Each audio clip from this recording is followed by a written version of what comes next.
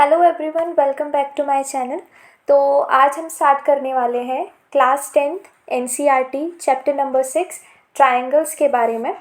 और video start करने से पहले अगर आपने अभी तक चैनल को सब्सक्राइब नहीं किया है तो प्लीज़ चैनल को सब्सक्राइब कर लें और बेल आइकन को प्रेस करना ना भूलें।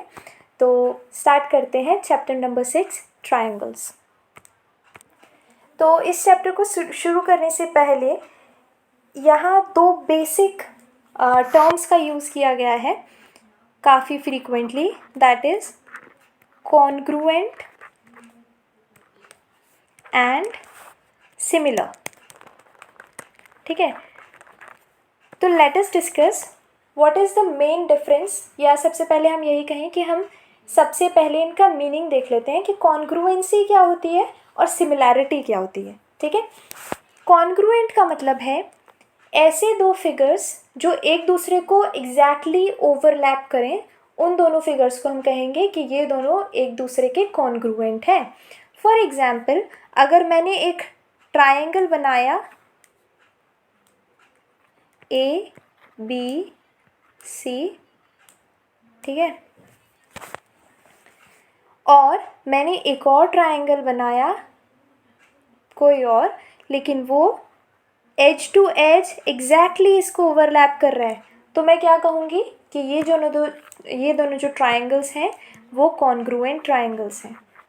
ठीक है, अब कॉन्ग्रुएंट ऐसा कोई ज़रूरी नहीं है सिर्फ ट्रायंगल्स ही हो सकते हैं, कोई भी ज्योमेट्रिक फिगर कुछ भी जो है वो कॉन्ग्रुएंट हो सकता है अगर वो एक दूसरे को ओवरलैप करे तो।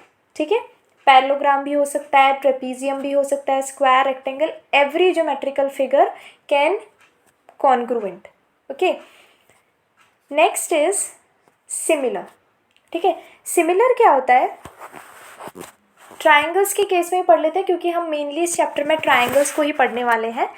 तो अगर कोई दो ज्योमेट्रिकल फिगर्स, मानो ट्रायंगल्स ही ले लिया हमने, इस तरीके से गिवन है, ठीक है, दोनों के जो एंगल्स हैं A B C D E F, ठीक है, तो दोनों के जो एंगल्स हैं वो सेम है।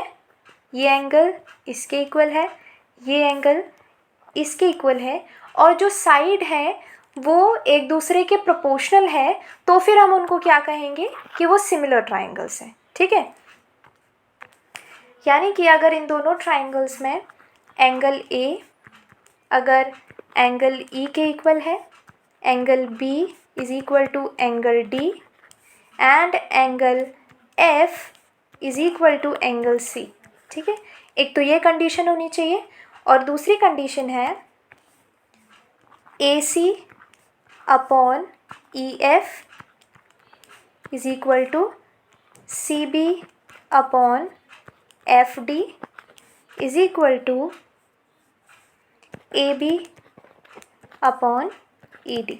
ठीक है, तो अगर ये दोनों कंडीशंस कोई भी दो ज्योमेट्रिकल फिगर की फुलफ़िल हो रही हैं कि उनके जो एंगल्स हैं वो इक्वल हैं आपस में और उनके जो साइड्स हैं वो प्रोपोर्शनल हैं, तो फिर हम उनको कहेंगे कि ये दोनों जो ट्रायंगल्स हैं वो सिमिलर ट्रायंगल्स हैं। यानी कि triangle A B C is similar, ये सिमिलर का साइन है, is similar to triangle E D F. ठीक है, तो ये बात हो गई कॉन्ग्रुएंसी और सिमिलैरिटी की। अब अगेन ऐसा कोई ज़रूरी नहीं है कि सिमिलैरिटी जो है वो ट्रायंगल्स के बीच में ही होती है, सिमिलैरिटी किसी भी ज्योमेट्रिकल फिगर के बीच में हो सकती है, लेकिन कंडीशन क्या है कि वो जो दो ज्योमेट्रिकल फिगर्स जो गिवन है उनके कॉरस्पॉन्डिंग एंगल्स इक्वल होने चाहिए और उनकी कॉरस्पॉन्डिंग साइड्स प्रोपोर्शनल होनी चाहिए। तो जो पहली थ्योरम है वो क्या कह रही है कि अगर कोई लाइन ट्रायंगल की एक साइड के पैरेलल है और वो बाकी दो जो साइड्स हैं उनको अलग अलग पॉइंट्स पे इंटरसेक्ट कर रही है, तो वो जो बाकी दो साइड्स होंगी वो सेम रेशियो में डिवाइड होंगी। ठीक है, यानी कि सपोज ये ट्रायंगल है ए बी सी, इसको काटने वाली जो लाइन है वो ये है डी ई, तो हमें क्या प्रूफ करना है? To prove CD upon AD is equal to CE upon BE। ठीक है, यानी कि जो CD अपॉन AD और CE अपॉन BE का जो रेशियो है वो सेम है, यानी ये जो लाइन है वो इन दोनों साइड्स को सेम रेशियो पे डिवाइड कर रही है। ये हमें प्रूफ करना है। तो ये प्रूफ करने के लिए हम सबसे पहले क्या करेंगे? हम कुछ कंस्ट्रक्शन करेंगे। क्या कंस्ट्रक्शन करेंगे कि BD इसको ज्वाइन किया किसके लिए? इस साइड के लिए, ये एक ट्राइंगल बन गया। और इसको ज्वाइन किया किसके लिए? इस साइड के लिए, तो ये एक ट्राइंगल बन गया। ठीक है, नेक्स्ट जो हमें करना है वो क्या करना है कि हम एक परपेंडिकुलर कंस्ट्रक्ट करेंगे E पॉइंट से CD साइड पे। कैसे? ऐसे। ठीक है, तो ये पॉइंट हमने माना M और ऐसे ही सिमिलरली हमने D पॉइंट से इस पे किया और ये पॉइंट हमने माना N। ठीक है, अब हम प्रूफ कैसे करेंगे? अगर हम प्रूफ, ठीक है, अगर हमें इस ट्राइंगल DEC का एरिया निकालना है तो एरिया का फॉर्मूला क्या होता है? Half into base into height. Correct है? तो area of triangle EDC is equal to half into base into height. ठीक है, तो सबसे पहले हम जो कंसिडर करेंगे वो EM वाले परपेंडिकुलर को कंसिडर करेंगे। तो उसके लिए जो बेस है वो क्या है? DC। तो half into DC into EM। ठीक है, ये पहला हो गया। अब हमें क्या चाहिए? DC के साथ क्या आना चाहिए? AD वाला। तो नेक्स्ट जो हम ट्राइंगल लेंगे वो ऐसा ट्राइंगल लेंगे जिसमें AD इंक्लूड हो रहा हो। तो वो ट्राइंगल कौन सा है? या तो हम ये वाला ट्राइंगल लें ADE, या फिर हम ट्राइंगल लें ADB। ठीक है, कोई भी ट्राइंगल ले सकते हैं। तो सपोज हमने ट्राइंगल लिया ADE। ठीक है, तो एरिया ऑफ ट्राइंगल ADE, ये भी half into base into height होगा। तो हाफ इंटू बेस, यहाँ क्या होगा? यहाँ हम कंसिडर करेंगे कि ये जो ट्राइंगल है इसकी इस वाली साइड को हमने एक्सटेंड किया। ठीक है, और हमने एक परपेंडिकुलर बनाया E पॉइंट से M तक जाने वाला, यानी कि ये जो परपेंडिकुलर ये है तो AD साइड पर ही, लेकिन बस हमने AD को क्या किया? एक्सटेंड कर दिया। तो ये एक्सटर्नल हाइट हो गई इसकी। ठीक है, तो इसका जो बेस होगा वो हुआ AD और जो हाइट हुई वो अगेन क्या हो गई? EM। ठीक है, अब इन दोनों से अगर हम इन दोनों का रेशियो निकालें तो हमें क्या मिलेगा? AD अपॉन DC मिलेगा। ठीक है, तो area of triangle ADE upon area of triangle EDC is equal to half into AD into EM upon half into DC into EM। हमने रेशियो क्यों निकाला? क्यों? ताकि हम इसको और इसको एलिमिनेट कर सकें। तो हमारे पास साइड क्या आई? ADDC। Suppose this is equation 3। ठीक है, अब हमें क्या चाहिए? CE और BE साइड को इंक्लूड करने वाले ट्राइंगल्स। ठीक है, तो अगर हम ट्राइंगल सेम रखें EDC, triangle is same EDC, लेकिन हम बेस और हाइट चेंज कर दें। बेस हम लें EC और हाइट लें DN। ठीक है, तो हमारे पास CE साइड इंक्लूड करके आ जाएगी। तो area of triangle EDC is equal to half into EC into DN। ठीक है, अब सिमिलर ट्राइंगल जो BE को इंक्लूड करता हो, यहाँ पे जो BE को इंक्लूड करता हो वो कौन सा है? B triangle BED। ठीक है, तो area of triangle BED is again half into, अब बेस हम यहाँ पे क्या लेंगे? हम परपेंडिकुलर कौन सा कंसीडर कर रहे हैं, DN वाला, करेक्ट है।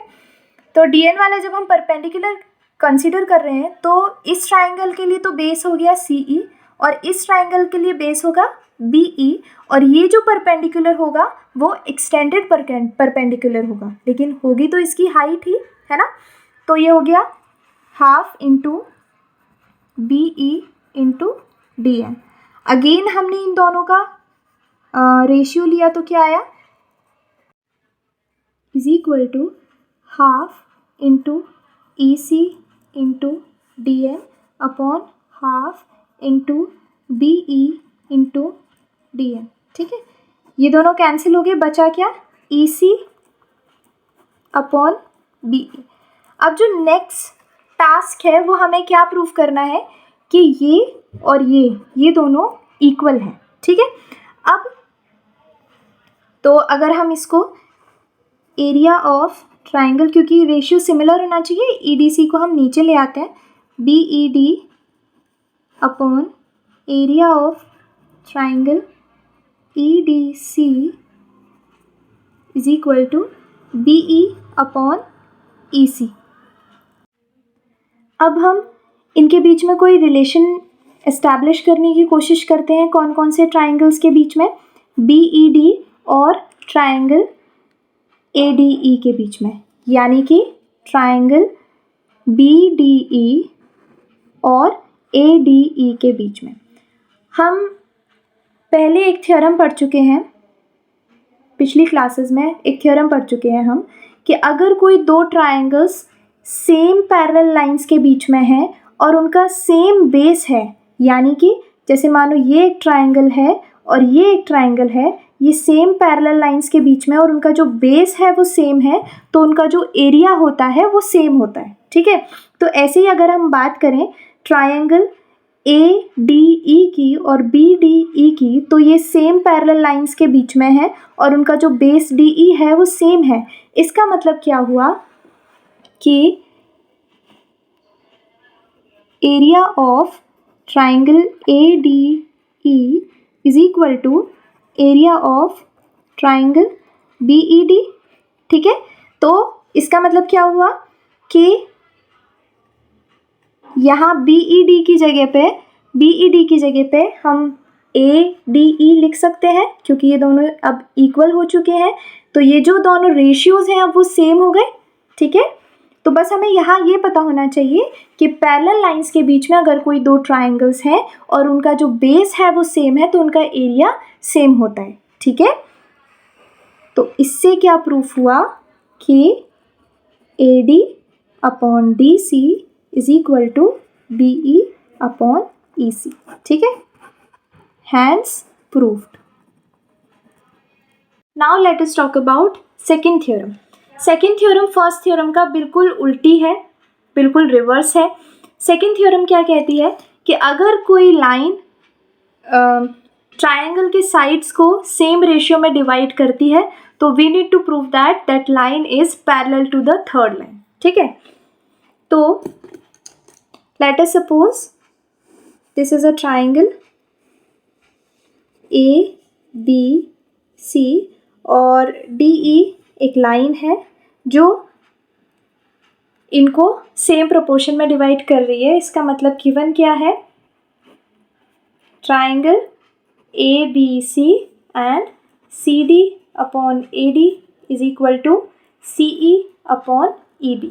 हमें प्रूफ क्या करना है, to prove DE is parallel to AB। ठीक है, तो ये प्रूफ करने के लिए हम क्या कंसीडर करते हैं, लेट अस कंसीडर कि DE जो है वो AB के पैरेलल नहीं है, ये हमने कंसीडर किया। तो अगर DE, और बाद में हम इसको कॉन्ट्रडिक्ट करके प्रूफ कर देंगे कि ऐसा पॉसिबल ही नहीं है, DE जो है वो ज़रूर ही AB के पैरेलल होगी ही होगी। ठीक है, तो अगर DE AB के पैरेलल नहीं है तो कोई और लाइन होगी जो AB के पैरेलल होगी। Let us suppose this is DE prime which is parallel to AB। ठीक है, तो अगर DE प्राइम AB के पैरेलल है तो हम पिछले थ्योरम से क्या कह सकते हैं कि अगर कोई लाइन इसके पैरेलल है तो वो इन साइड्स को सेम रेशियो में डिवाइड करेगी। इसका मतलब है C D upon A D is equal to C E prime upon E prime B, and it is given that C D upon A D किसके इक्वल है, C E upon E B के। यानी कि इससे हमें क्या मिला कि C E prime upon E prime B is equal to C E upon E B. अब ये चीज़ पॉसिबल कब होगी, जब ई प्राइम और ई जो है वो क्या करें, कोइंसाइड करें, यानी कि ये सेम पॉइंट हो। ठीक है, और अगर ये सेम पॉइंट है इसका मतलब हमने क्या कंसिडर किया था कि डी ई प्राइम जो है वो पैरेलल है ए बी के। ठीक है, तो अगर ये सेम पॉइंट है इसका मतलब क्या हुआ कि डी ई जो है वो ए बी के हमेशा क्या होगी, पैरेलल होगी।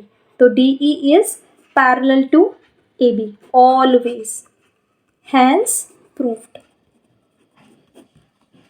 आज की वीडियो के लिए बस इतना ही। वीडियो पसंद आए तो लाइक ज़रूर करें, और अगर आपका कोई भी डाउट है तो आप कमेंट सेक्शन में बता सकते हैं। Thank you so much for watching the video.